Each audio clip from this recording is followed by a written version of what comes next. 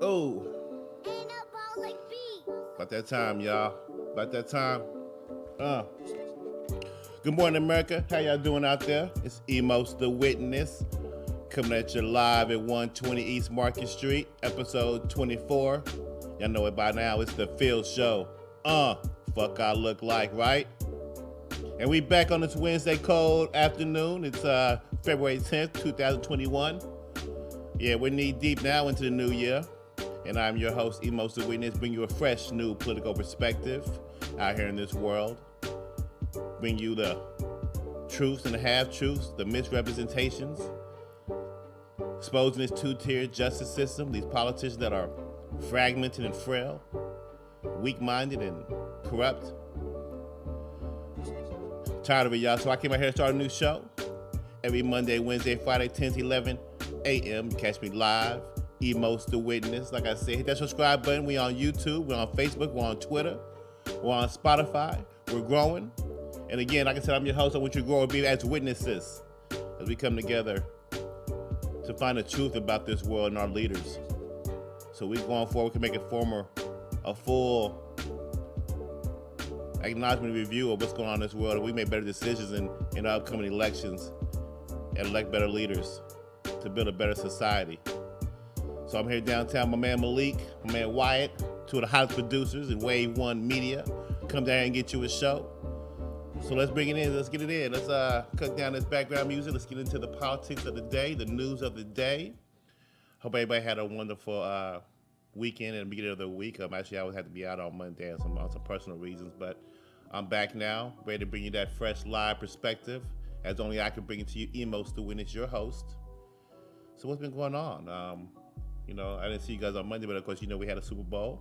We had the Tampa Bay Buccaneers winning the Super Bowl. Of course, Tom Brady winning his 7th, and now it's out there now. In the Malik, he's full-fledged the GOAT. He's yeah, I think it's official. Yeah, now. I don't think we can argue. My man, a buddy of mine called me yesterday, was trying to argue with me, debating me about Tom Brady and how he's still not the GOAT. I mean, you can't deny this at this point. And I said, if he's not the GOAT, I mean, who is? I mean, who are you trying to tout over this? I mean, the man's 7 for 10. There's some discrepancies about the Deflategate and some corruption things going on in New England. But man, I'm just at this point at this point in time, you have to give the man his props. My man tried to tell me Peyton Manning was, is the GOAT or better than Tom Brady because what he brought to the table as far as his on the field coordination. But at the same time, I just think that that's kind of overrated. I think a lot of quarterbacks have great minds, and I think that if you give them the helm, if they're talented enough, you give them the reins, they can run a team on the field. I mean, I just think that Peyton brought out to the open more, got more opportunity because of his greatness. But I don't think he's greater than Tom Brady. I mean, there was one point where I thought so. What are your thoughts on that, Malik? You're saying Peyton Manning better than Tom Brady? I'm not saying that, but yeah, I've had some people try to kind of bring that out there. No, I'm definitely going with Tom Brady. I mean, yeah. I feel like him leaving the Patriots, because he always had like the Bill Belichick thing on his back, like, oh, it's Bill Belichick, that's the GOAT. And then this right here, it's like the nail in the coffin that he's officially the GOAT. Yeah, you saw a lot of things that I thought was kind of covered up in New England. I mean, you saw a lot of his leadership exposed. You saw a lot of his emotion exposed. A lot of, and just to do this in your first year with a new team, I think is also remarkable. And I look at Peyton Manning, look at a lot of athletes that were also great in their tenures. They didn't keep their body in shape like this man has, and I think this man is mentally and physically destined. I mean, he said he want to play till he's 45. I mean, I think him and LeBron James are kind of on that trajectory where they're gonna get to a point in time where you can't even debate that anymore. It's like they've done so much, you have to give them that GOAT status. I think LeBron has lost too much to be. Yeah, that's the. Go ahead. I'm sorry. Repeat your statement. He lost too much. I just think he lost too much to be like up there with Michael Jordan. Well, no, he's definitely up there with Michael Jordan, but I don't think like he'll ever surpass Michael Jordan only because he's lost so much. I agree. So, in another way of saying it, in my opinion, there's nothing he can do that's gonna, in my mind, is gonna make him top Michael Jordan. You see what I'm saying? I agree with you 100%. I mean, I think he lost too much. I think he's done some things where you can put asterisks around it. But what I'm saying is I think that he's done he's going to be playing so long that his numbers, like Wilt, or like his numbers and his accolades, are going to go to a point where you got to give him a GOAT status, even though he already has it. But yeah, I think that just from that dog mentality, that competitive spirit, that half court dominance, even by itself, that Jordan brought to the table, in my opinion, it just, I watch highlights, man, still of that man, and just watch how he just dunks on people like, in half court settings alone, and breaking down the plays, just the fierceness. You just can't deny that. I don't care if a man gets 15 rings. I have a hypothesis that I'm not gonna get into too much because I'm not trying to talk too much sports this morning, but I just think that he came into the league at a point in time where he was able to take advantage of the old players in the league, the old stars, and then pounce on the young stars that came in through the drafts over the years. I look at Kobe Bryant and how he came in with a very dominant draft class, a lot of high quality players that came in that draft class with Kobe, and he competed with a lot of veteran players that were actually still in their prime, and that's the difference between what I witnessed with Jordan and with Kobe and with LeBron, and LeBron is actually just reaping. He has his thumb all over the league, as we know, and he has his thumb all over society, over political views, the standpoints. It's like the NBA kind of waits to see what LeBron James is going to say, and they take that position as far as the players go.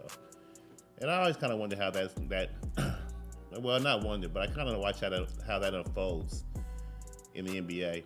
I look at, I have my opinion about that, but whenever the NBA strikes back when it comes to political views, I always like to put my opinion on that, but I'm not going to do it now because I want to get into a lot of the politics of today, a lot of the issues that went on over the weekend or the last couple of days, in regard to, of course, President's impeachment. This is a light stimulus update, and of course, I want to get to a little bit of COVID as well. That's always going to be very important on this show, Emos to Witness, the F.I.L.L. Show, episode 24. Like I said, beat me downtown live every Monday, Wednesday, Friday from 10 to 11 a.m. at 120 East Market Street. Wave One Media. Yeah, that's right. Come down here and get you a show. I was one the other day. I was at Chick-fil-A. I was eating. Well, actually, I wasn't eating. I was in the parking lot, and I saw a crow eating some Chick-fil-A. And I wondered, is a crow eating some Chick-fil-A on the street similar to me eating a cooked Chinese baby on a park bench? Isn't it the same thing? You think about that. Chickens eating chickens, humans eating humans. That's what politics is about, man. It's a dog-eat-dog world, man. There's some really shady, some deceitful stuff going on in politics. And I often drive around and I see it and I listen to it. I listen to the articles. I read the articles, I read the headlines, and they're so slanted, they're so vindictive. They're so petty in the way they phrase the headlines. You can scroll up and down Yahoo and see that. And I'm wondering, am I the only one witnessing this shit? Am I the only one witnessing this nana boo boo jargon, this childish rhetoric? And that's what I'm trying to bring forth and bring out and expose.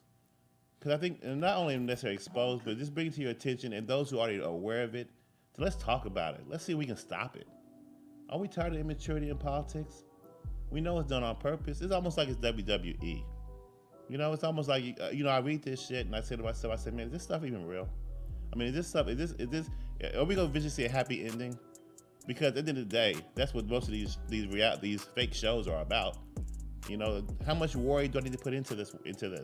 How much time and effort to expose what could be just a wool over my eyes, a manipulation, a constant playing from American people? I think we're tired of that, though. I think it's very important that we step up as Americans going forward. That's why this show is invented. That's why Emos to Witness is here. That's why we are witnesses. I am your God. I am your host. I am just a messenger to expose these fallacies. And also to encourage you to come out here and lend your own voice in the age of big tech and censorship, in the age of corruption, the age of freedom of speech being trampled on, or the right to bear arms, the right to protest. No matter what side or square of the aisle you come upon, no matter how you view various issues, these concrete thresholds that we've had in society since the beginning of our inception should not be manipulated or played with. That's where, as Americans, you should draw the line because your future is at stake, your child's future is at stake. Everything that you beholden to matters. It matters. And my goal is to link it all together for you where you can see the puzzle piece by piece. From foreign policy, domestic policy, who's on your side and who's not, who's playing you and who is for you. And in my opinion, in my view, from what I witnessed, from my standpoints, and I hope that you agree with me, and I hope you become witnesses with me. See, I go on tangents too, y'all. And like I said, I was talking about, so they're wondering about that crow. I'm wondering, is this how it's supposed to be? Is this a natural selection of how we survive? Do we eat each other up and survive with the fittest? Or do we unify? Do we dust that spicy chicken sandwich off and just throw it in the trash and don't eat it? Do I put that cooked Chinese baby back in a bag and ball it up and put it in the trash can? I know that sounds weird. I know that shit sounds fucked up. But just think New York Central Park, okay? Just think that. All kind of weird shit happens there. I can do that there.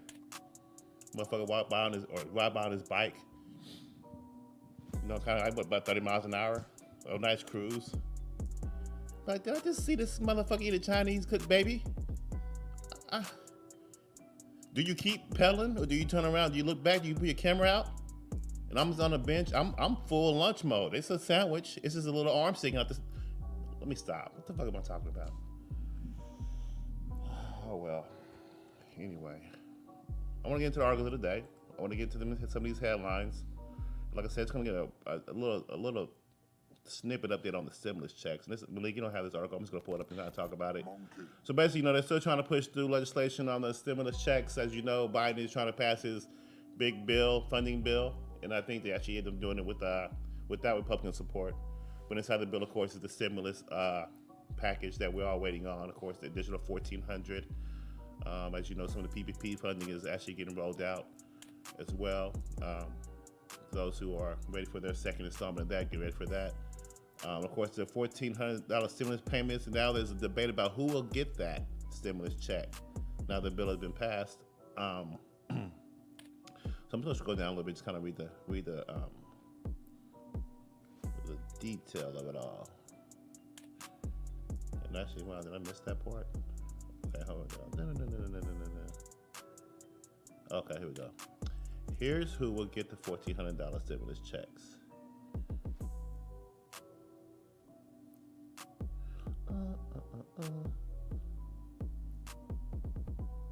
So, for the third round, payments will decrease by $56 for every $1,000 in income over the $75,000 threshold, which means those making $100,000 or more will not receive a payment. It also means that individual earners making under $75,000 will receive the full benefit, and dual income filers making $150,000 or under will receive the full benefit. So yeah, those high earners will no longer be getting a check. It appears if you're making over $75,000 as an individual. Those making over $100,000 or more will not receive a payment. So I like that. I like that a lot. I mean, it's a little bit of restraint. This is the third rollout, and I'm seeing a lot of I'm seeing a lot of great economic indicators going on. I'm seeing a lot of construction. I just don't think that. Again, all this is tied together. So we don't think the pandemic is being ran. And I always said this, it has not been handled in a manner that was responsible enough where we could have been in a better situation long term. And a lot of that was politics. And I told my wife, I said, wife, because I don't call her by her name. I said, wife, as soon as this goes political, then you know something's up. This has already been bungled. The messaging of the pandemic has been bungled over the past, from scientists, from experts, from leadership. Both sides of the aisle, everybody deserves some kind of blame. But the ultimate blame goes to China, ultimately. Excuse me, Jesus. But eventually we'll hopefully be able to properly address that. You gotta remember, you guys, we're in the middle of an economic trade war. It's not over. A lot of battles have been won, a lot of battles have been lost. And we're finding out, and we're gonna find out which side of the aisle the Biden administration falls under when it comes to China and its policies. And right now we're kind of seeing a little bit of pushback on China. Biden has said they're gonna bite back a little bit, but we'll see. Actions speak louder than words. I know that China recently sanctioned about 40 former Trump officials, including the former Secretary of State Mike Pompeo. And we're still waiting on Biden to step up and speak out against that. I mean, you should be able to protect all former administration officials, government officials, especially a former Secretary, Cabinet member, Secretary of State. So no matter what side of the aisle you fall on politically, this is America. And if you have a foreign country sanctioning your leaders, I at least expect a speech. I at least expect a walk-up podium with your old ass. Walking cadaver. Have we seen Kamala yet? See, I'm jumping around again. What was I talking about? COVID. I was talking about stimulus. But like I said, it's all tied together, America. On Emos to Witness the show, Monday, Wednesday, Friday, live downtown at 120 East Market Street. You can catch me. Hit that like, subscribe button on YouTube. We're going to hold truth to power, y'all. We're going to hold the leadership accountable in 2021 and beyond. We got midterm elections to get ready for. And I want everybody to be informed and educated on who their leaders are. No longer should we be duped. No longer we should be led astray.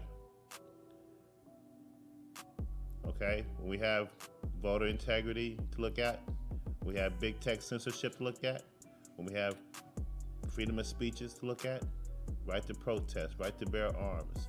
Those things matter to me. Those values, those constitutional values are important to me. I don't know why, but they are.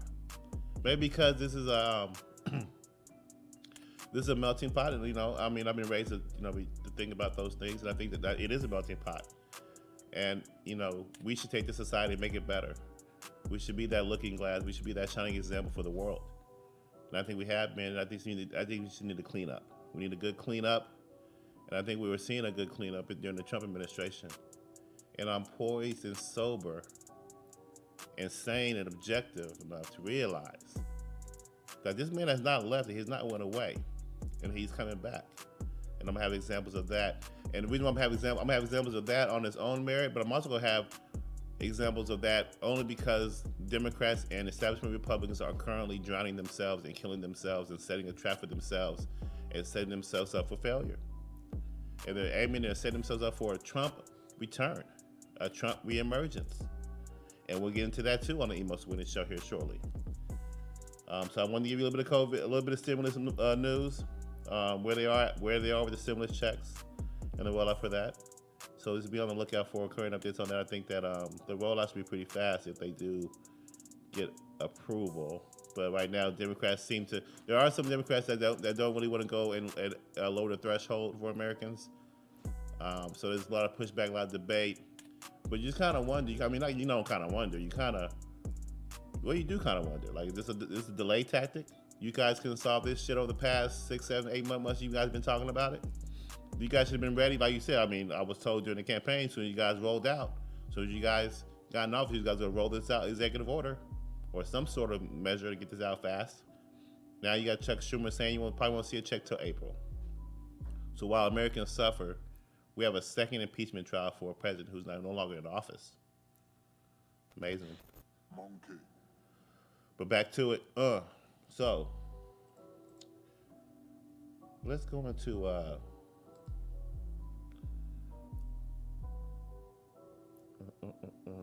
I got more detail on this payment actually. Here's the other article that I found. I was actually looking for it in the beginning. But yeah, based on legislation, the House Committee on Ways and Means has drafted eligible individuals will receive a full payment of $1,400 per adult and per dependent if income is $75,000 or below and they file single. Income is $150,000 or below if they file as married filing jointly. Income is $112,500 or below and they file as head of households. So of course, some senators are proposing amounts of $50,000 for singles and $100,000 for married couples. But again, like Democrats don't want to make that change. So yeah, if you're above those limits, of course, $100,000, $200,000, $150,000 for head of household, you won't get any kind of check. So let's keep that in mind, America. But keep pushing. I think that we don't need it. I think that, like I said, the economy is getting strong. I think that what we have when it comes to the stimulus and COVID and politics is that we need to open up America. We need to be vigilant. We need to step up to the plate, open up, and be, show this world that you can still survive during this pandemic. I don't want to say me some water, y'all. Okay, little drop. Shit, I don't know that. Hope that helps. Now, like about halfway through the show, I get like a little stinger in my throat. And I'll be like, you know what? Go ahead and push through it. Push that shit through. Just push. Fuck it. Keep talking. Fuck it. Just killing my shit. Whole throat just itchy. Like, keep fighting. You get the tears in your eye and shit. That's why, Anyway. All right, I want to keep going. I want to take a break. So I'm gonna fight. I'm gonna fight it. My eyes are watery as fuck.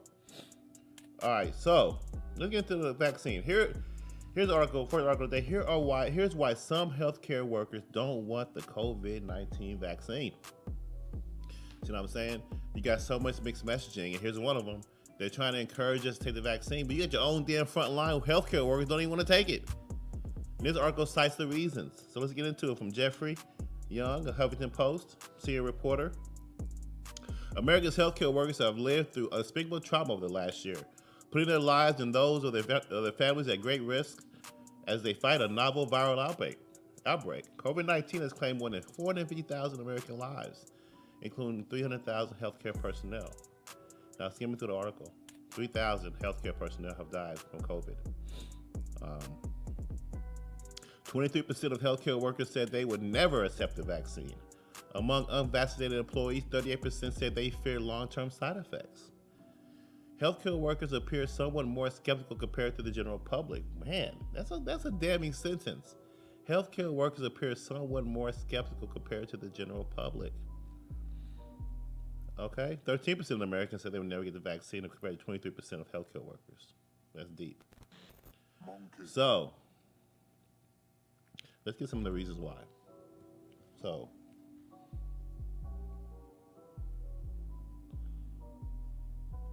So Christina Allen, she's a nurse practitioner. She said that she was initially hesitant to get the vaccine because of unanswered questions about the vaccines and their inequities in their distribution, especially when it comes to the Black and brown communities. So this lady first got her first dose. She actually got the vaccine on January 13th. She got the Pfizer vaccine. Her quote is, "I knew that I would get the vaccine eventually. I never had a distrust in the science behind the vaccinations. And I understand how impactful vaccines have been in advancing public health and eradicating some of the most deadly viruses in the disease in history." So she said she was hesitant because there's so much you don't know about the virus, and that's what a lot of people are with this. And so when you see a healthcare worker saying shit like this, what's going to make you go out and get it? Now, we know that we haven't heard any deaths right now. We haven't heard anything, but it's the long-term side effects. It's the issues also, there's a mention down here about, pregnancy and how the vaccine affects pregnant women, So there's a lot we don't know. So even more reason why you don't put a pause on life. You keep pushing. You open up the schools, you open the bars, you open the restaurants, you stay vigilant. When you add the numbers up, when you compare it to other diseases and other deaths and risk in life, like heart disease and, drunk driving and the like, the same stats we always hear, what's that tell you? It just tells you to be aware, be cautious, manage your risk. But you enjoy your life. You make the decision. You ultimately decide if you want to eat that burger or you want to eat a salad. You ultimately decide if you want a vaccine or not. It's your life. It's the risk you decide to take.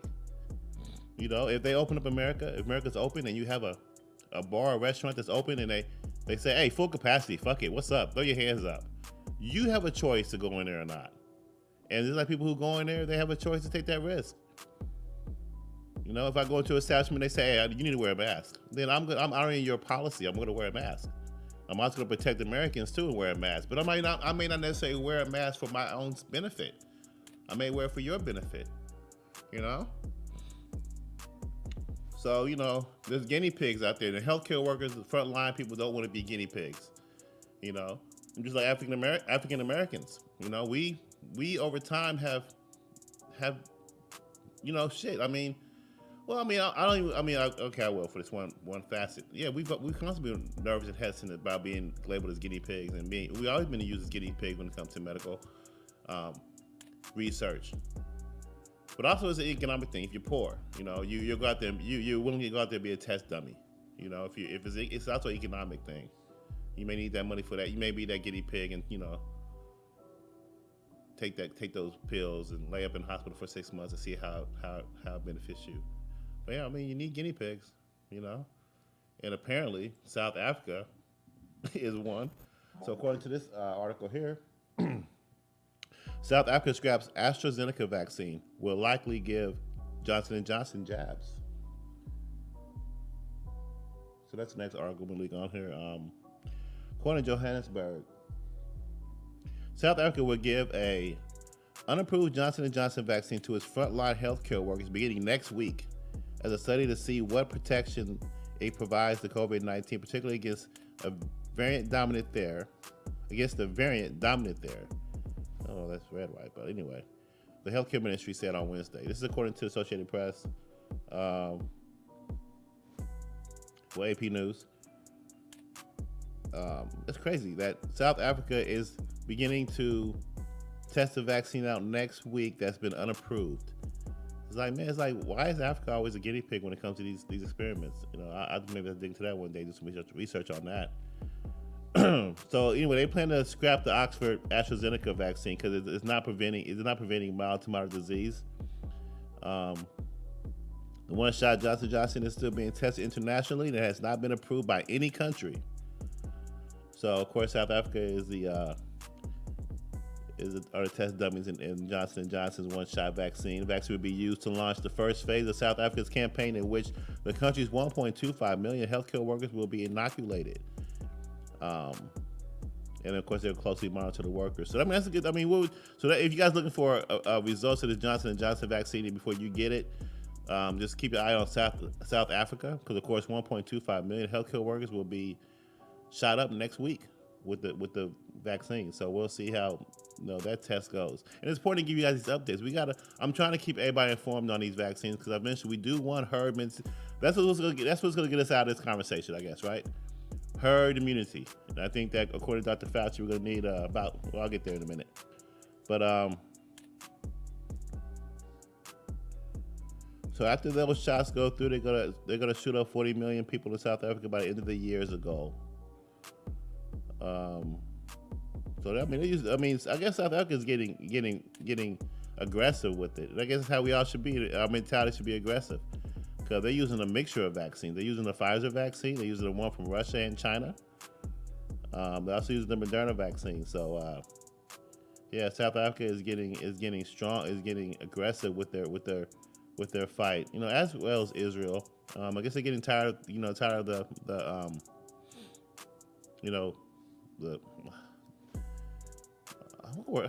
who's leading this effort?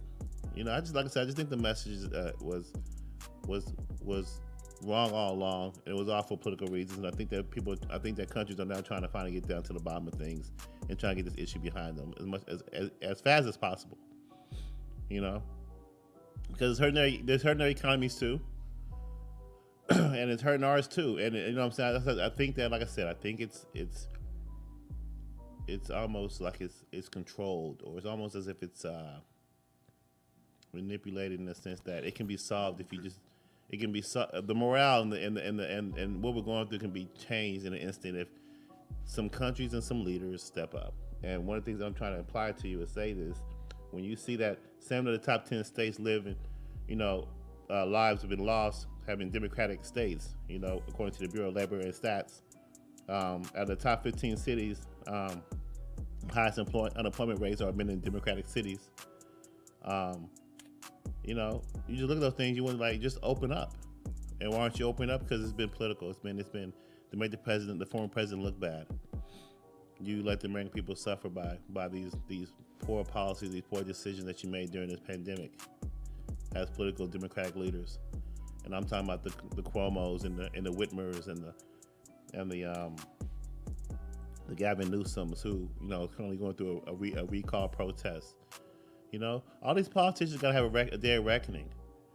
They gotta, and then you get the midterm elections coming up, and you have a lot of American people who are upset. And here at the Emos Witness Show, I'm here to expose that. bringing to new truths, new realities, not what you just see in a biased media, but slanted media, corrupted media. You're not getting all the information, ladies and gentlemen. You're not getting the right perspectives that you need to make the right informed decisions. You have to lend your voice. You have to get off the sidelines. If you think a certain way, if you're tired of hearing the same rhetoric every single day that is childish nonsense, you need to step up to the plate. Some form of fashion, lend your voice. Don't let the liberal side or let any side drown you out. Change the narrative. Control the narrative constantly. You can't let that happen, America. So what the fuck I look like, Phil Show, episode 24. Hit that subscribe like button for me. Like me on Facebook, Twitter, Instagram. Emos2witness.com website's coming soon. You know, like I said, as a show, we're growing, y'all. Like I started this show like late last year, a little too soon in my view. But we're gonna roll out slowly. Like I said, website's coming soon. We're gonna have articles and editorials. Hopefully, we get into a lot of, get into some interviews or in the future. But it's important to me to mold my voice, mold my angles and my perspectives, so you hear it clearly. And of course, to get these articles and these truths out here for you guys to be witnesses and to be really, really informed on what's going on in this world. So as we continue, hit that like, subscribe button. Get into these articles, like I said. And this is another example of what I'm referring to. These Democratic and liberal leaders, if you just really watch what happened over the past 4 years, or also more importantly, when it comes to this pandemic over the past year, you would have noticed and you would have seen that there's a lot of prevention. There was a lot of pessimistic views. There was not a lot of optimism when it came to trying to actually solve and open up America. And the leadership was trying to, but you have a country, or you had another side that was just too overly cautious and fearful. Some purposely and some intentionally had good intentions, but some had bad intentions. And I think that Michelle Obama is an example of a bad intention. You look at the article from the Yahoo News, The Independent, from Dana Rubenstein. Fox News guest claims Michelle Obama is to blame for schools not reopening during the COVID pandemic. And I mentioned to you, the Democratic Party, man, they are geniuses. They're an outfit. They're a gang. They're one of the biggest gangs in the world, man. It's a political party, but it's a gang, man. They are very astute. They're very great politicians. They play the game right. They play a lot better than Republicans, in my view. The Republicans are splintered, but they're strong right now. We'll get into that. But you got Democratic Party that's not controlled, but they have partners and allies in internationally, big tech, big America, corporate America, media, Hollywood. Big power moves, big players, big donors. They have all that. Republicans have it too, but not to that extent. Republicans have it that way too, but they can't fight the battles like they can fight dirty, but to a certain extent. Democrats fight dirty, no holds bars. And I told you, now they're more blatant. It's more authoritarian. It's more authoritative. Damn it! I'm telling you, I might have to go to the library after this.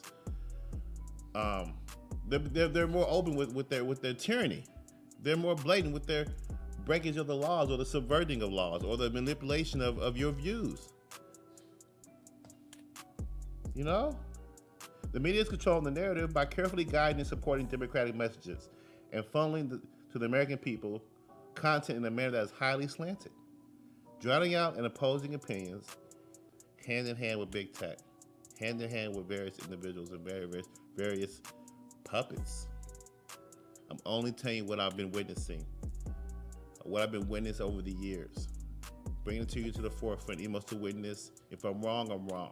I'm not here to try to give you my viewpoint, but I'm here to figure this shit out for the truth, so we can make better informed decisions, America. We got elections coming up that matter. We have rules in Congress that are being changed every single day. Laws being changed every moment. We gotta be aware of those things. Do we want that or not? Who support us? What leaderships are supporting us? Not the ones who say they support us, get in office, and all of a sudden they flip or turn the turncoats, like the 6 Republicans who voted to continue on with this fraudulent impeachment that's going to lead to an acquittal. A waste of time, a PR stunt. The only reason why it's happening is because they want to erase this president out from history. It's been done many times before in the L's of history. The winners control the narrative. The winners reap the spoils of victory. They get to rewrite history. So all things that President Trump has done from a foreign policy perspective, from a domestic perspective, culturally, economically, could all be eradicated. From the tariffs, from the trade deals, peace deals. You got to understand, man. There's a lot of great things that were done. Now you can harp on the mistakes, and there were mistakes, political mistakes, for a first-time president businessman. And you wonder if there's any kind of objectivity or understanding. Again, I told you I don't elect my leaders based on character. I base it based on policies. I do it based on leadership, strong voice, strong mind, strong opinion, smart, common sense views. I saw that. I witnessed that. I don't fall into the nonsense. I don't fall into the group thing. What CNN and MSNBC tell me to say, tell me to think. There's just a bunch of valedictorian punks, fully accomplished in their educational L's. They get to a stance in journalism where they're the best talking head. They're the best puppet. That's all you're listening to, the best puppet. Someone's telling them what to say and how to say it, and what viewpoint, what angle in those daily briefing prep meetings in the morning. These people aren't smart, no smarter than you. So don't let them just tell you everything or think every kind of way. Open your mind, open your viewpoints, open your standpoints. Fight back, question. Be constructive criticizers. This is your country just as much as theirs. Just because you see them on TV a lot that makes them more influential than you, change that thought process, America. And Emos witnesses, we're going to do that. We're going to change it here in the 21st century, right? F.I.L.L. Show, episode 24. Hit that like, subscribe button. Catch me on YouTube, Facebook, Twitter, Instagram. My podcast on Spotify. We're growing. Give us some time, y'all. We're under construction. One day I'm gonna quit saying that. I'm looking for us to roll out really strong, and definitely in the spring, summer. Me and my 6 subscribers, right? But again, like I said, I voted for my president because of what he was claiming and wanted to do, and what he's done. I look at USMCA and NAFTA. I look at the American production. I look at what he did. Trump did better among non-white voters than any Republican in 60 years. That's going to help. That's only going to benefit him in 2024. It's only going to benefit those who's going to run in midterms. And like I said, the Democrats are stumbling over themselves like they always had. But they're also powerful. When you continue with an impeachment of someone who's no longer in office, when you can be working on other things that are more important, when you don't focus on unity, when you don't do what you say, when you take the American people for granted like you did in 2016, and when you make promises and you break them, people see through that, and they've already saw through it. And they voted for Trump in 2016. They voted for him also in 2020, and we need a review of what happened there. But like I said, I can't call it stealing anymore. I've changed my viewpoint on Democrats stealing the election. I changed my thought process to say they just played the game better. They did some things that were unfair in my opinion, but you got to change the laws. You got to change the voting. You got to do a review now. There might be some people you can hold accountable for. There was people that were held accountable on a local level in some of these states. But from the judges, from the lawyers, from the media, from everybody who was involved in this effort from the outside to influence this election, that needs a thorough review. And I got an article I want to share with you ladies and gentlemen, from Time Magazine, and I'll get that in a second. But just a lot of things going on that I want to expose. That's one thing I want to go back in the history of what happened in 2020.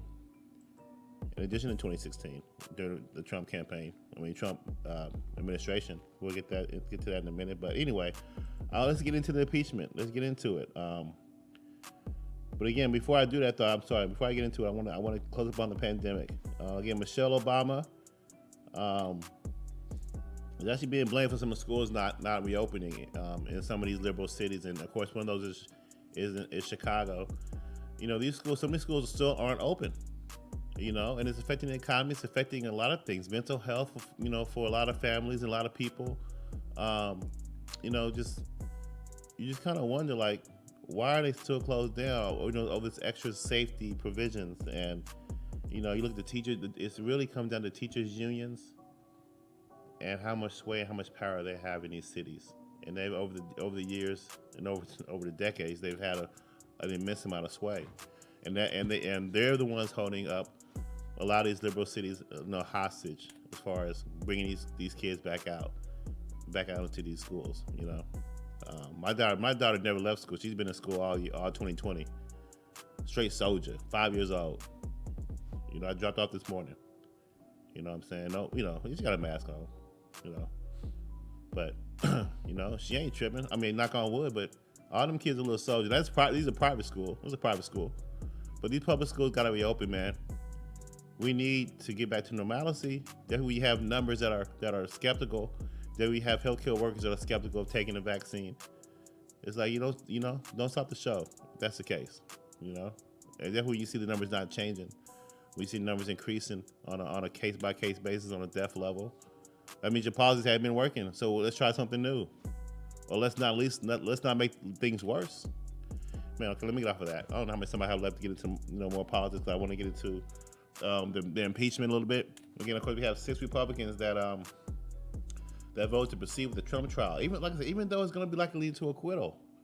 I want to call out these 6 Republicans. Like I told you, there's factions inside the factions, right? It's not just about Democratic and Republicans. I don't want y'all to think that way anymore. I want you to think that way. But I want you to think more about individuals and what their intentions are. Who's backing them? Who are they puppets for? Who's pulling their strings?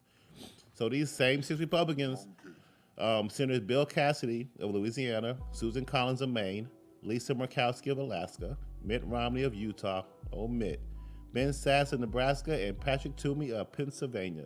These are the 6 Republicans that have so far voted to continue on with the impeachment, even though a lot of people consider it to be unconstitutional, and it is. But you also have 44 Republicans that didn't, right? Yeah, 44 Republicans that said, "Hey, this is bullshit. We ain't doing it." That's a lot. And that shows you the strength that Trump still has over that party. See, I initially thought that Trump maybe form his own party, may split up the party and maybe create a nationalist populist movement. But it appears he can apparently do that right here inside the Republican Party. He still controls a lot of sway. So you can say that you can say he's a president that's been impeached twice, but he's also probably gonna be a president that's been acquitted twice, right? So that's also gonna be on this record. And so this is probably the first time. I'm probably saying some firebrand shit right now, but this is probably the first time that you had a leader or a president that is out of office that is, in the United States, that's popular in a sense when he left office as a JFK figure and hated like an Abraham Lincoln figure. They want to get that JFK title so bad to Barack and Michelle, but that's not gonna happen. You know what I'm saying? Like I said, I don't want to jump around. Who you gonna take, man? Who's the best dressed? Bring it up. I might do a poll on this. Jackie Onassis and Melania Trump versus Kamala Harris and Michelle Obama. Who you got? Who best dressed? And none of them hoes. I'm sorry. I'm sorry. I thought I was in the basement. And none of them ladies fuck with Jackie Onassis. Look at them old time magazine Jackie Onassis photos. She was killing boys with the light blue, with the canary yellow, with the pearls. There's some style back in the 70s, man. They had them motherfucking Datsuns looking like caddies. But you being objective, man. You give me Michelle and give me Jackie and Melania on the fits. I'm cool on the Chuck Taylors and the Reeboks from Kamala. She's so secretive, y'all. I'm trying to tell you. Woo. Hope she don't start no shit in the next 4 years. I really hope she don't. I'll go by names. Kamala. That sound like Kamala. That sound like, I don't know. It just don't sound right. It sound evil to me. What's in her name, right? What's in her name? But yeah, I'll take the best dress. I'm gonna vote for Jackie Owen and Milana over. I mean, what is Michelle's big, man? She towers over Obama. Don't she tower like? You know what I'm saying? You can dress that all you want. You can put her on any kind of. You put her on the best. You put in the best knitted crochet. Her shawl could have been knitted in the hills of Calcutta. And I don't give a fuck where she got it from. It don't look right on her big ass. I'm sorry. It's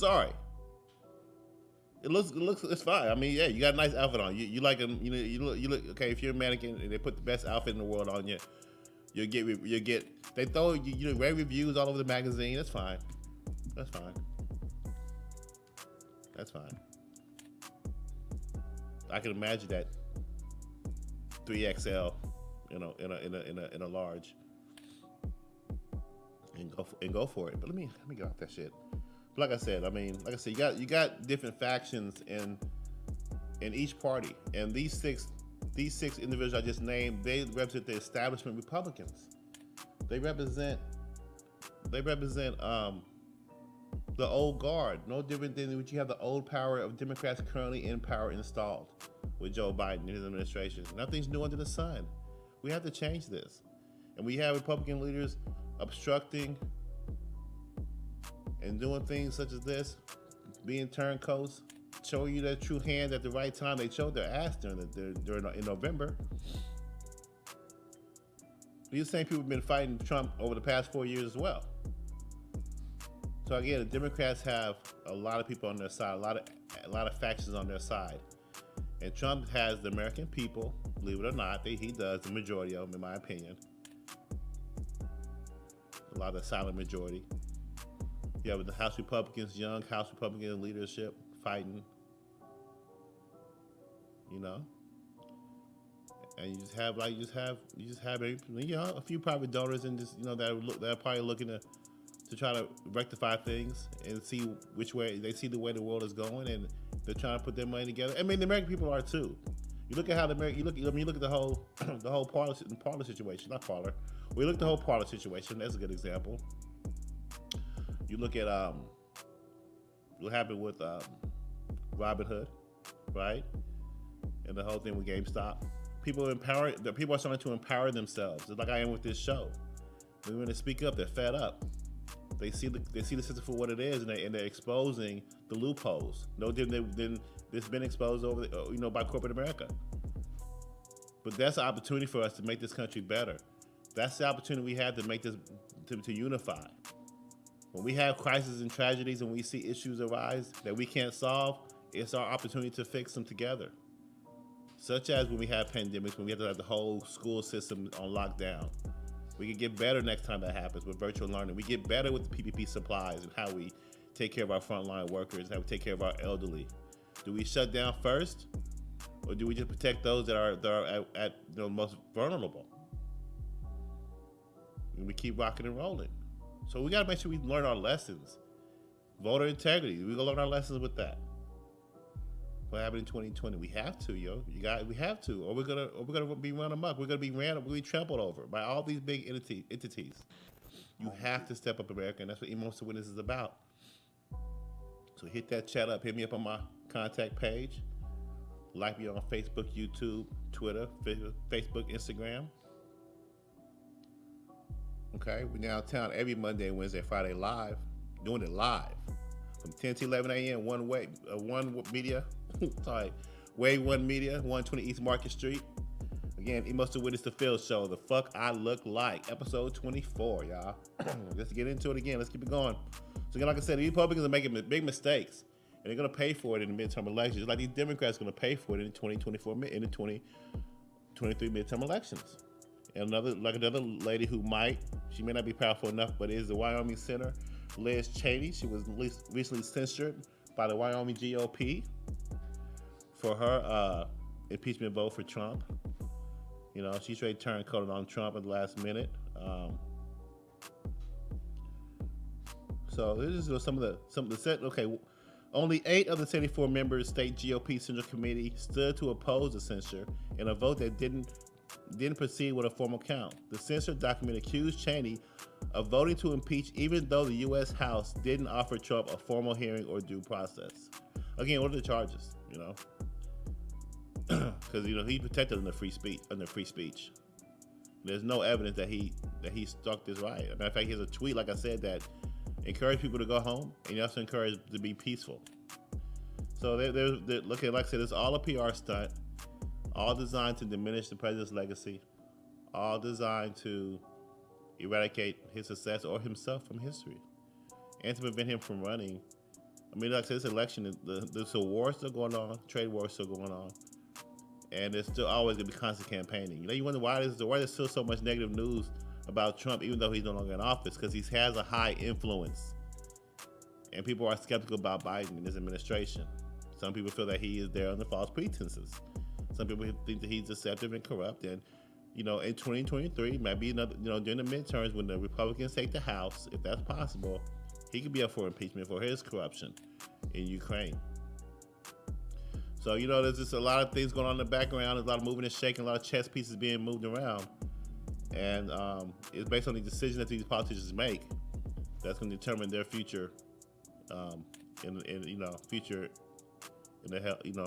attendance in Congress, and future ability to be a part of this, voting in the future. Excuse me, Jesus. So she was censored heavy in Wyoming, and so next time her vote, she comes up for election, she may not be a senator. There are a couple of people that are voting. That are going to be planning to run against her in that state. So we'll just keep track of what's going on. Let's see. The censure vote was the latest blowback for Cheney for joining 9 Republican representatives and all Democrats in the U.S. House in voting to impeach. Just 3 months after winning a third term at almost 70%, Cheney already faced at least 2 Republican primary opponents in 2022. One is Senator Anthony Burchard, a gun rights activist from Cheyenne. Another one is, even Matt Gaetz, which I know is a staunch Trump supporter, from Florida. He actually led a rally against Cheney in front of the Wyoming Capitol. About 1,000 people took part, many of them carrying signs calling for Cheney's impeachment, though several were supportive. She's a third-ranking member of the House GOP leadership. Okay, she kept her committee chair, which was expected.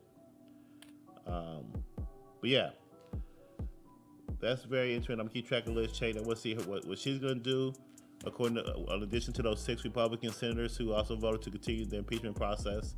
And just kind of monitor and see how many of these old establishment Republicans, these old Mitt Romneys and these old Bush Eric neocons, we want to see. We want to see if they win their midterm elections, and then we're going to see if Trump runs again, which he is planning to run again in 2024. We'll watch and monitor to see if there will be a Biden impeachment trial. We'll see. There's a lot to look forward to. A lot to look out for. I'm gonna skip a little bit because I went out of time. I was gonna talk about the Capitol riots a little bit, but I'm not. I want to talk about Trump's emergence and some retribution after impeachment. The former president is confident that both his acquittal, that he'll come out of the trial with an iron grip on the GOP. This is what we've been talking about all day, you guys. Is that Trump does have a hold on the Republican Party. And about half of the country, he's very popular than you guys think. No matter how hard the media drowns out that message, what I'm witnessing is that's not what's really occurring. You're being manipulated, you're being deceived, and I think at the same time you're seeing the president being slandered continuously as we speak to drown out and clear him from history, and you're seeing Democrats that are trying to appease the American people through their various policies currently. But they're making a lot of bad decisions. Like I said, continue with this impeachment trial, to have articles out there attempting to deny the president a presidential library. Those things are just it's just petty. And American people see that, and that's what the American people voted for back in 2016, to vote that kind of shit out of office. And if it haven't turned its ugly head back to us, we're even more vigilant to stop it from occurring again. So again, like I said, I see a lot of optimism in the world as far as stopping this from happening, including my show, Emos the Witness, including other people that are stepping up, and American people also losing their voice and doing things in society to kind of push back on various agendas. And we have to continue to do that. We have to continue to increase that because big tech is getting even more stringent, even more dangerous, and so are these politicians that are currently in office. So we want to stop. We want to stop the nonsense. We want to stop the one-sided viewpoints. We want to make it a more even-centered, objective dialogue in this country. So I'm your host, Emos the Witness, and I want to make sure I bring that to you. So before I close this show out, I wanted to kind of talk about again, like I said, who was responsible? What was the shadow campaign behind the election in 2020? And I have this article from Time Magazine I wanted to bring up before I left. I thought it was very interesting. The secret history of the shadow campaign that saved the 2020 election. That saved the 2020 election? What kind of title is that? Saved it. It just kind of proves, like I said, we need a review of what happened, but it kind of proves to you that there were some people out here or some groups and entities that formed together from the outside of the two campaigns that thought they knew what was better or what was best for the American people. And they need to come around and they need to save us and save the campaign. I'm gonna jump down to like the third paragraph. Let me see.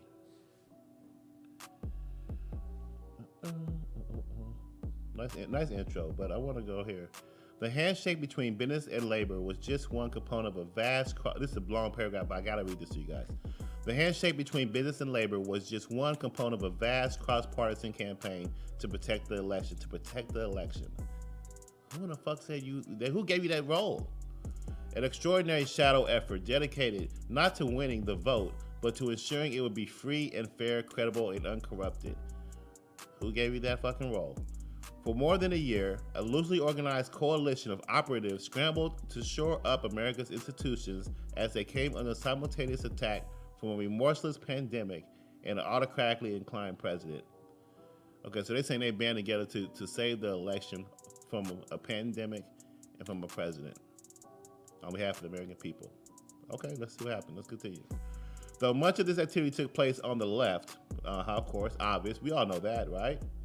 It was separate from the Biden campaign. Okay, let's go and push them. Let's make sure they don't get involved in this. Let's keep them safe.